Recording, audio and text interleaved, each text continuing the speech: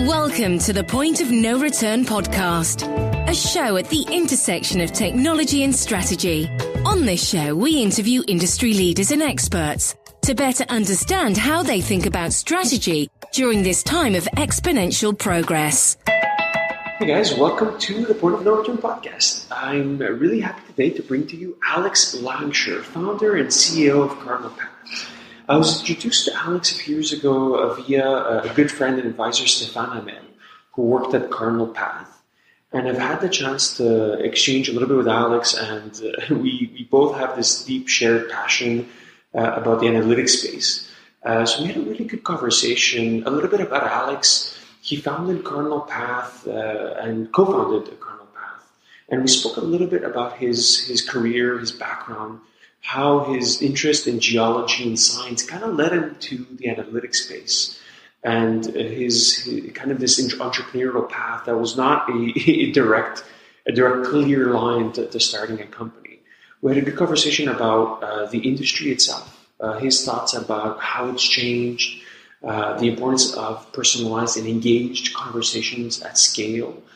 He also shared some really deep and candid thoughts about running a company and the effect it has on a person throughout his entrepreneurial journey. So the kind of the peaks and valleys of running a business. The story of Cardinal Path, which is a great one, how he grew it, how he scaled it, and how he exited and sold to dense wages, but he still remains super engaged as CEO. And then we spoke a little bit about the whole MarTech industry, where it's headed, the future of the big platforms. So really good, insightful conversation. And Alex is really a world-class expert. Google's hired him to be a partner on their program on the analytics space. So his insights are extremely remarkable, and I think that you'll really enjoy this episode. Alex, great to be talking to you. You too, Nectar. Good to hear your voice again. Absolutely. Yeah, it's been a while. I'm happy that you took the time to connect and discuss with me today about your past, about Cardinal Path. And obviously, we have lots of things about the analytics space I'd like to catch up on. Sure. Even though I'm a little bit out of that world, I still very much have a keen interest in it. Mm-hmm.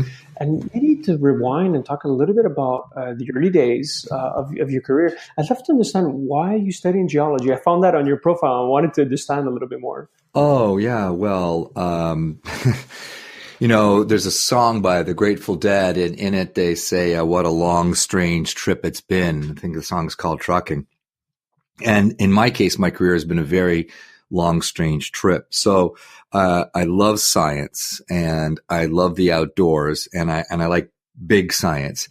And so that was the intersection of those three things was geology. I grew up in Montreal, and McGill has one of the best geology schools around. And just north of Montreal, in the Abitibi belt of Montreal, there are a lot of gold mines. It's one of the largest gold producing districts in the world, actually. So you couple those two things together, and I did a degree in geology and was an exploration geologist looking for gold for many, many years.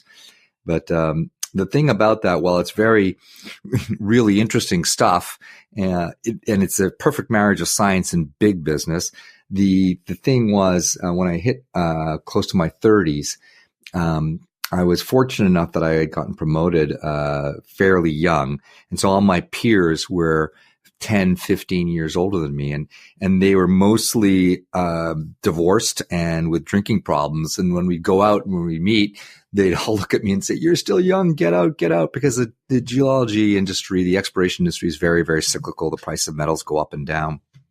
And you don't find mines in cities, you find them in very far away places, which means that you're far away from your family for long periods of time.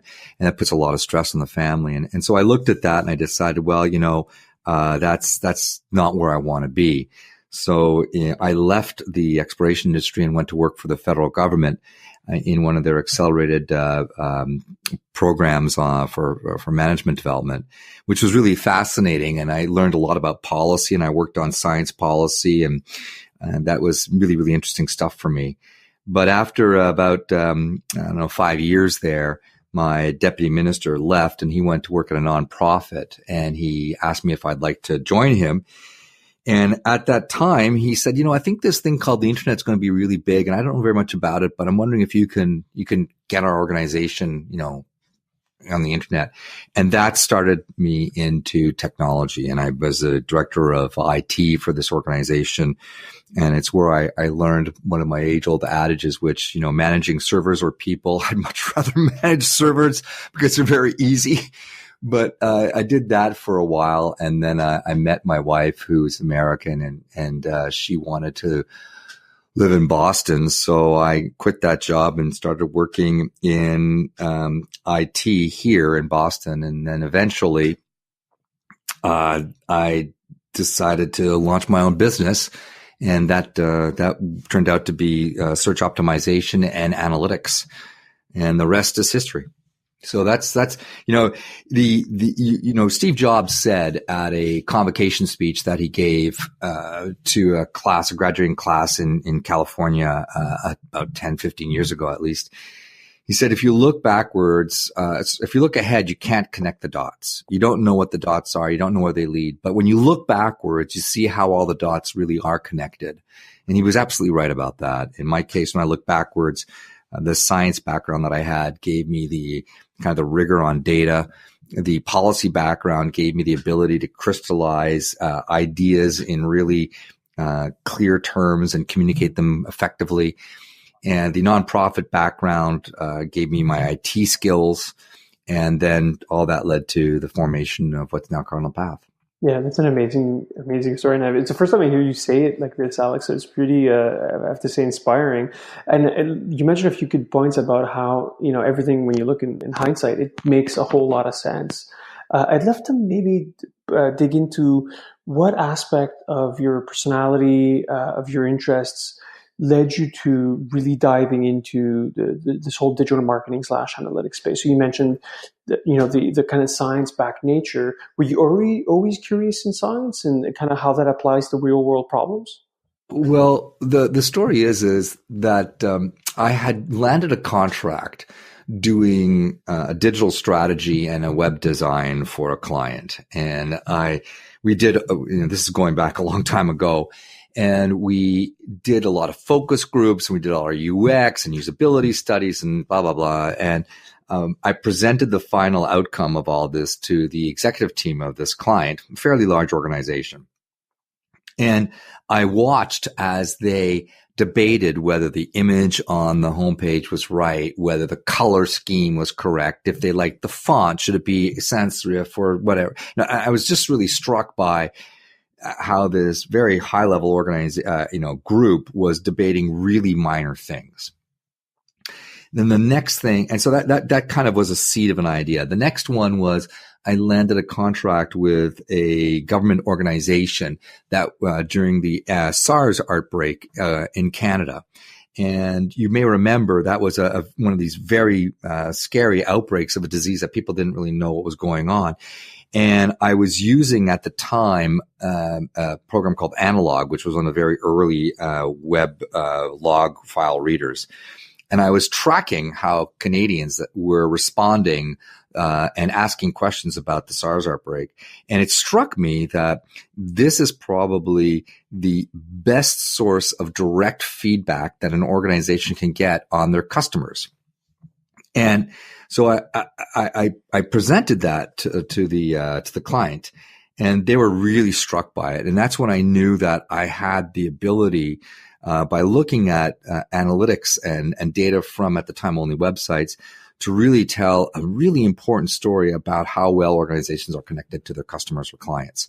And so started pulling on a thread, started doing web trends work, and then Urchin was bought by Google, and the rest, as they say, is history. So it was really that policy thing with SARS. It was really the data. Wow, this is an outbreak there's really interesting stuff coming around that just kind of came together in this unique moment for me to realize that this is going to be a very important source of data for organizations to make key decisions that affect their constituencies or clients. Yeah, that's great. So it's an insight that's kept you interested and passionate about the space ever since. Yeah. Which is great. And what do you think has changed? Well, actually, before talking about the the space itself. I'd love to maybe dive into. You said so. You went from IT, and then you started SEO and analytics. Did you always want to start your own company? Was it something as a young adult you said you know what, I want to venture out on my own and take that risk? Or did it just happen to stumble upon it where you're like, hey, I have this, there's this burgeoning field where you can take real-time data and convert it into insights for literally every organization on the planet. Yeah. So curious as to was it a mix of both, or was it maybe something earlier that you had been thinking about? Well, so that's a wonderful question, and I'm going to answer it really truthfully. And the answer is that I backed into it. In 2003, there was a really bad recession in North America. The dot-com bomb had just exploded, and there was no work. I had turned 40, so it was a big birthday. We had one child, and we wanted to have another. And the reality is I became very depressed because I had no job, and we just bought a house in Boston, and there was a lot of money going out the door in the form of a mortgage. And I fell into a really deep funk. And my wife, after several months, said, you really need to get help about that. And so I'm going to speak about this very truthfully because mental health is an issue that I care a lot about. So I went to get help, and after a few months, I started to feel a lot better. And I realized something that my very first mentor had said to me. And he said, because he left his job during a previous recession to start his own company. And I remember asking him, I was like all of 21 years old, 22 years old, my first real job. And I said, Jacqueline, why did you leave your cushy job to start your own company? And he said, well, I never wanted to have somebody else have control over my destiny. If I was going to get laid off, I wanted to lay myself off. And I didn't want to be laid off by somebody else. And, I'm a pretty tough guy, but I don't think I'll ever lay myself off, which is, somewhat funny, but also really true in that, people tend to feel that large companies are safe. And I think that's exactly the reverse, because in a large organization, the minute that the numbers go in the wrong way, you're out. If you're superfluous, you're out. But in a small organization, everything that you do materially impacts the organization in a positive way if you're contributing. And so ironically, I think that small organizations are much more nimble and certainly much more nimble, but also much safer. If everybody's pulling in the same direction, has the same common vision. So it was as a result of that, basically the company that I had been working for imploding over the dot-com boom, me having a period of depression, and coming out of that I made the decision that I was going to just start my own business, because I didn't think I had anything to lose, and I realized that if I didn't do it now, I would never do it. And so that's how it all started. Really, it was a very conscious decision. Born of kind of a turning point in my life. Yeah, that's pretty. Thanks for your candor and on this, Alex. And Efan, you brought up a point that resonated with me, is that people think that you're safe in big companies, and I've seen this, and sometimes even in my work today, when you have thousands of people to manage, unfortunately, it's all done in an Excel sheet. And these happen to fall typically in two columns: revenue and profit. And then when the profit's not there, well, you have to start cutting back on Excel, and it's people's lives. And I've seen this in big organizations when there's big reorgs, and things change. And it's kind of the same thing I've seen on my end, where I feel it's safer when you're in a smaller company. But conversely, and then I'd love to get your feedback as someone that personally struggles with this, is the peaks and valleys and the emotional impact. You're right. So I imagine, as you mentioned, you went through some of your own struggles. Did you find that those continued as you built and you grew Cardinal Path? Did you find it as an outlet?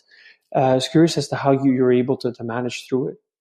So I do a lot of business coaching, and I've been very fortunate. Google has had me do business coaching. I've done some also in Montreal for Google, and I do it around the world. And I start my business coaching sessions often with asking people to stand up. And I say to them, and they're all entrepreneurs, right? So they're mostly entrepreneurs or senior people in the companies that they're working at. And I say, okay, sit down, any of you who haven't woken up at 3 a.m. worried about a client, a particular staff member, about money, about your family, whatever. Just sit down if none of you have had any of these thoughts. Nobody sits down.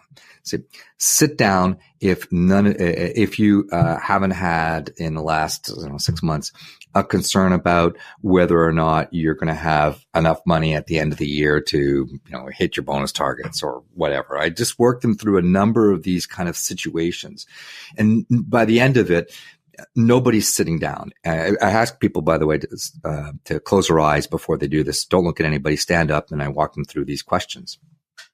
And then at the end of those questions, I say, okay, open your eyes and look around the room. And they open their eyes and look around the room, and everybody's standing. So I say that because being an entrepreneur is hard. It's hard. Running a business is hard. It has a lot of benefits. It has a lot of feelings of satisfaction, but it's hard. And I want to acknowledge that, because if you don't acknowledge it and you just talk about the good side, then it's not a real story. So there are peaks and valleys. And to be honest with you, I don't know if you'd asked me this question 5 years ago, I would have been the right person to answer it, because I rode those peaks and I rode those valleys. I went up and I went down, and it was really exhausting for me. And I realized that I couldn't continue. So about 4 years ago now, I discovered meditation as a result of my brother getting very much into it. And that has been an incredibly important tool for me to recognize that I am not my emotions. The emotions, they come and they go. I am where I am. Not to get consumed by things. It takes off a little bit of the highs, but what it mostly does is it fills in all the lows, and it helps me to be better. So whatever the situation around me is, I know where I am and I know how I am, and I don't let it affect me, because I also find that you make bad decisions when you're in the heat of the moment and you're being emotional about something. So yeah, there's peaks and valleys, and every entrepreneur is going to feel them. If you feel them too strongly, you're never going to be as effective as you need to be to really grow a company. Yeah, no, I agree. And it's harder to manage when you're in a small organization, because the peaks and valleys versus being employed in a bigger company, the variance tends to be much bigger because there's less on the line, or at least you feel that there's less on the line. I wanted to go back to meditation, because something that I've done on and off. Curious as to what style or what practice do you have? Practice of meditation? Yes, exactly. Well, I'm sure there's many different styles and practice of meditation. There's a book called Life XT, which is Life Cross Training. Full disclosure, it was written by my brother, Alex Langshur, available on Amazon. And what Eric is trying to do is unpack the science of meditation and demonstrate how it is absolutely unequivocally clear how meditation and meditation practices lead to improved health and wellness outcomes and make you happier. I mean, the data is very, very compelling and clear, but it's not just meditation. It's also, you need to work on your physical side. So health is super important for me. I'm very, very active physically, and that's a critical component to it. And the third one is your community and the people that surround you. Because again, the data is conclusive that people who have rich communities of support and friends around them lead happier, healthier, longer lives. So it's not any one thing. It's a multiplicity of things. And what's the one thing that I haven't talked about in there, Nectar? I'm not sure. I haven't talked about money. Oh, okay. So the data is, again, very, very, very clear that money absolutely is not correlated to states of happiness. In fact, there's something called the happiness set point. And the classic example is if you take a look at people that became very wealthy overnight as a result of a lottery win or an exit event. If they were unhappy beforehand and they kept thinking, if I only win the lottery or if I only get the exit and get this pile of cash, then I'll be happier. They go up the happiness curve, and then generally sometime, X number of months later, they're right back to their happiness set point. Yeah. i.e. the money doesn't change anything. It's a personal state of mind. It is your community of people, and it is how you take care of yourself physically. Yeah, no, I agree. And I've met a lot of successful people, or at least on paper, supposed to be successful people from a financial perspective, but I can tell, or at least from my perspective, don't seem all that happy. So yeah, it goes back to what you're saying, as to focus on the basics, if what you're doing is working. And I'd love to talk more about, past the inception of Cardinal Path, you've grown it to a 200 person agency today. Has the original vision changed? Or maybe to start off is, what is Cardinal Path for people that don't know? Cardinal Path is a data and analytics company that specializes in helping enterprises really understand the connection between their clients and themselves. So, we have this kind of crazy idea that in 2019, 2018, the path to purchase goes through digital. Whether people buy online, doesn't matter. They're going to do their research. They're going to do a whole bunch of stuff. So the path to purchase has a digital component to it in virtually every case. So understanding the interactions and behaviors of the organization across your digital assets and ecosystem is basically a fundamental requirement to operate in the digital age. Number two is, we also believe that the future ability to really, organizations to really grow is going to be predicated on the ability to have personalized, supportive, engaged conversations and experiences at scale. And so the only way that you can do that, personalized, engaged experiences at scale, is through a MarTech stack. So much like if you're a trucking company, you can't be a trucking company without trucks. Or if you're an airline, you can't be an airline without planes. You really can't be an organization that's wants to operate in the 21st century economy without a MarTech stack, because you will not be able to have personalized, engaged experiences at scale without a MarTech stack. You can't do it. So our belief is that these are foundational aspects of the organization. They're entirely digital, and they have an impact that goes well beyond just the engagement and interactions online. And so that's what Cardinal Path does.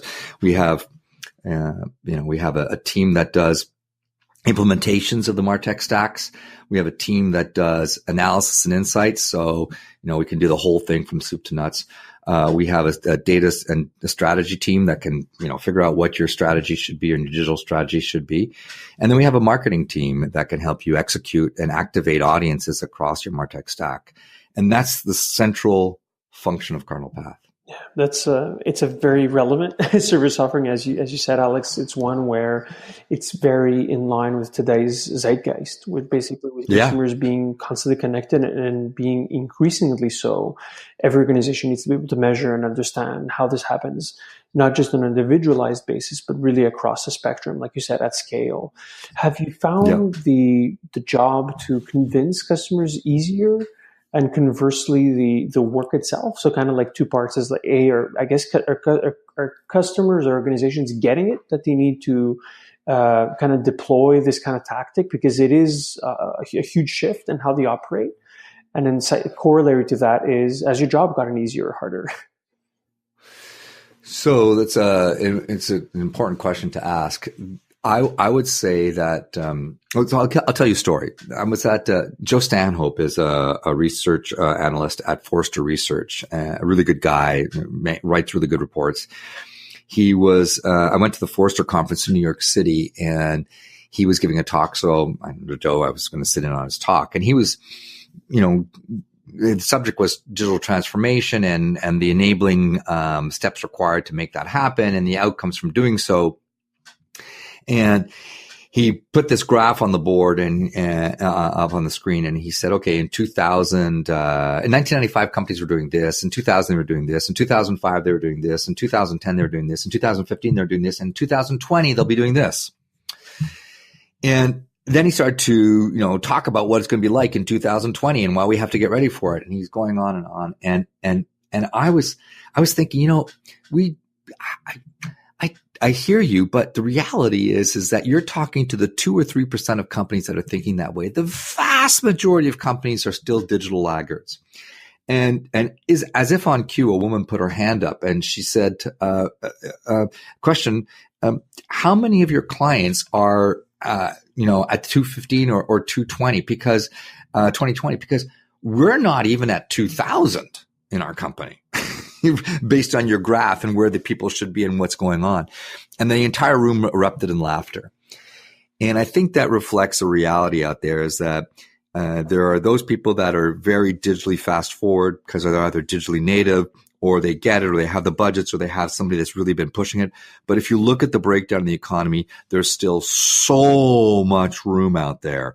And the job is getting somewhat easier to sell because people are recognizing the requirements of these tools, but it's getting harder as well because there's so much more education for these people who are not at the forefront of these tools, right? So there's a lot more education that we have to do. It's a longer sales cycle, generally speaking. While prices have come down and there's been a democratization of the tool sets, the cost of labor has gone up. And so now there's a lot of, challenges around that as well. So I'm not sure if that answers your question, but hopefully it gets somewhere there. Absolutely. And it's interesting to see how it's evolved. And like you said, like most people are still, even quote unquote technology companies are still trying to get better at this. I don't think that there's a distinction there, just considering the speed of change and how quickly it's changing. And as a founder and CEO, you also decided to partner with a large organization 2 years ago with Dentsu. So I'd love to understand your thought process on that partnership, the difficulties that laid. I imagine it wasn't an easy call to make, or it might have been. So maybe it was. Oh my God, it was a super easy call. Look, I think the dream of every entrepreneur is that you're going to build something of value and that people are going to recognize that value that you've built and want to purchase your company. I mean, that's a dream. And when we formed Cardinal Path, we had this crazy idea that we would build something of value, and we had a 5-year plan. We sold the company 1 week before the 5-year plan, before the 5-year window was done. So that was kind of a cool thing. But the reason why we decided to sell was that first of all, there was expressed interest. Secondly, the sense was that that we needed to partner with a larger organization in order for us to get access to even larger clients. Because if you follow the growth curve of any business, at some point in time, you reach a point where you can't take the contracts that you used to take when you were smaller because it just costs too much for the organization to service those. So when you're smaller, a $20,000 contract was great. When you're larger, just the processing and management costs associated with that contract means that your margins are going to be less than if you've got a larger contract where you can deploy more people and you can get better use and utilization of your resources. So you have to go up the project curve and the client curve and get to bigger and bigger clients. And we felt that by partnering with a large multinational such as Dentsu, we would be able to have access to those. And the reality is that Dentsu, we chose Dentsu, and we are extremely happy with how it's all turned out because they have a very enlightened way towards managing their operating companies, and that's been a wonderful experience. Yeah, it's a great success story because it's one of those like it takes 10 years to have an overnight success, and oh my God, on paper it's like a press release, Cardinal Path got purchased, but they don't understand all the background and the toiling in the background that it took to get there. I'd love to maybe zoom out just a little bit, Alex, understand your take on the sector as a whole. Maybe one specific question as to, I feel like the space, at least the advertising space, has become dominated with two companies in particular, and you're very familiar, you partner with one of them. I'm curious as to how you see the industry, its shape in the next few years? Is it really going to be just Google and Facebook? Obviously, you mentioned MarTech, and that is just if everyone knows that, the Lumascape chart, a bit of an eyesore in terms of all the different companies that are operating beneath the surface. So I'm curious as to how you look at it from your perspective. Well, look, I think that Facebook is in for a world of hurt. They've got the sexiest targeting capabilities out there, but they have been very sloppy with the use of people's data. They're going to get spanked in Europe with the GDPR, and I don't think it's going to. I think that's going to bleed over to the rest of the world in some way, shape, or form. My thinking is that. And it's not just my thinking, but we need to, as marketers, get ready for the cookieless world, because they're going to be gone with ITP and GDPR and do not track and et cetera. Cookies are going to be gone, and the net from that is that we have to be thinking about what that means, and. The reality is that without cookies, if you're trying to target people in any way, shape, or form, you're looking at people within walled gardens or, addressable market spaces. And right now, the largest addressable market space, I think, is probably going to be Google's or Amazon's. And I mean, Amazon, I don't know if you saw this, but I think Amazon reported $2 billion in revenue from advertising last year. So watch out. It's coming. So these addressable marketplaces, and I mean, Netflix is one, Uber is one, anybody that has the ability to define its audience and sell that audience to marketers and be able to place really highly relevant ads to those people, which you can do because they're addressable markets. That's the way that things are going to evolve. And which then, looping back to my initial point, you can't do that without a MarTech stack. And the, Google, I think has got some very long legs in this game. And we as a company made a bet on Google a long time ago. And so far that bet's turned out to be the exact right one. So we'll continue to do that. Although, Salesforce is out there, and they've got a very, very good stack. Adobe stack is extremely good, and they're out there. So it's shaping up to be, what are the stacks and what are the addressable markets? Because the two of those things are going to have an interplay in a cookieless world. Yeah, you mentioned cookieless world, and maybe it's the answer to my next question, but I wanted to kind of poke you on what do you think is either misunderstood or underappreciated today in the space? Misunderstood. I'm not sure I understand the question. That doesn't garner enough attention in your estimations. Like everyone's talking about, let's say, the hype of like artificial intelligence, for instance, right? But what would be the corollary to that is not spoken enough about in your view?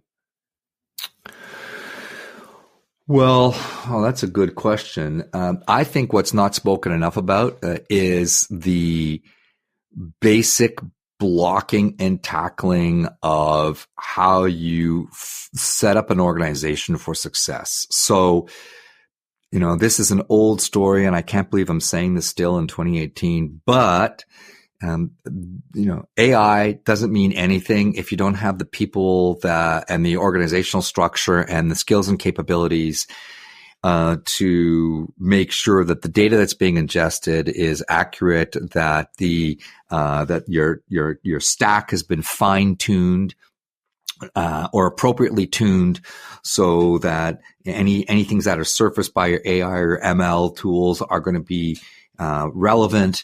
And then if you want to activate against audiences, that those things are going to work. All that type of stuff, all those systems, right? All the governance, all the processes. Well, those are hard because they involve people, they involve roles, and they involve functions. And nobody talks about it, number one. Number two, the other one is the cost of labor. So it's remarkable. I think the most sought after skills on the planet right now, at least from my perspective, are, really good people with data analytics and digital marketing skills. It's just leave it. Follow me for a second here. So those are really sought after skills, and yet procurement in large organizations is out there driving the costs down by basically equating everybody as a widget. So there's no appreciation for the requirement to have really good skills and smarts on those teams. So you've got these very expensive systems which take a certain amount of time to implement, and that require very knowledgeable people to deploy and manage.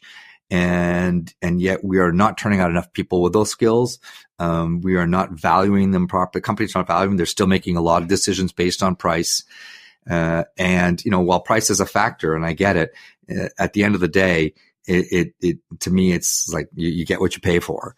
And so there's these kind of colliding things where people don't want to spend money on kind of the very foundational things which are going to enable the companies to succeed or not in a digital world. And to me, it's just kind of somewhat, I just shake my head. Yeah, no, I have to agree with you in large part, Alex. It's obviously a little bit of the work that we do is to look, okay, what are the structures, systems, processes in place to have success for these kinds of things? Because some of these aspects are, technologies come and go to a large extent, or continue to evolve is maybe a better way to phrase that. But the structures in place need to match that. And that's, I think, is be it how you just look at your marketing or your IT or your corporate strategy, it's not the same as it used to be. So that really resonates with me, and something I rail about a lot. So I agree with you on that point. In terms of trend, maybe the one thing that excites you, the thing that you're maybe spending some time either reading or listening about to better understand. Well, yeah. So I'm really reading a lot right now about addressable markets. I'm trying to really understand the organizational structures behind high functioning organizations or high functioning digital marketing organizations. I'm looking into a lot about data and data management. And these and data security, because these are really critical elements to an organization. If you establish a strong value proposition which says, in exchange for personal data that you will give me, I will give you this, whatever the value exchange is, and I will protect and manage your personal data in a way that you can trust, right? So those are that aspect of trust is, and how we communicate that trust and how we build on that trust, I think is going to be very, very central to the efficient operations of any marketing team going forward. So, it's a little bit of a different kind of dynamic. It's not just I'm going to buy an ad and make it happen. I've really got to think through how can I get more information about these people and how can I manage it in such a way that they will continue to feed me more information about themselves so that I can continue to refine what it is I'm offering them. And in so doing, they have a better relationship with us and I have a better relationship with them. That's not something that happens overnight. That's a tough thing to do. And it's an area that I'm kind of deeply interested right now. Yeah, no, I agree. And Alex, this has been incredible. I think we can go on for hours, but I'll be respectful of your time. And I just want to thank you for sharing your insights in terms of your entrepreneurial background and obviously your deep expertise about digital and all things analytics and data. Maybe one last question is, where can people find out more about your work or Cardinal Path? Well, cardinalpath.com, if they want to know about Cardinal Path. One of the things that's been is I used to love to write and go to conferences and speak and all that, but I'm now running a business. And what I've realized is that the thing that matters more to me than anything else are the lives and the families and of my employees. And so if I have an obligation, it's to them and my clients. And so what that means is I need to pare away everything else that gets in the way of that and focus only on those things. So that's my unique focus right now. If you wanted to reach out to me, I'm very happy to respond. I'm available. You can find me on LinkedIn, Alex Langshur at LinkedIn, and also on Twitter. And I respond to all Twitter inquiries and LinkedIn inquiries as well. So, feel very free to reach out. Amazing. Alex, thank you so much for your time. Thank you, Nectar. This is a blast. Absolutely. Appreciate you reaching out. Okay. Cheers. Cheers. Bye. Thank you for listening to the Point of No Return podcast. Never miss an episode by clicking on the subscribe button on iTunes or Google Play.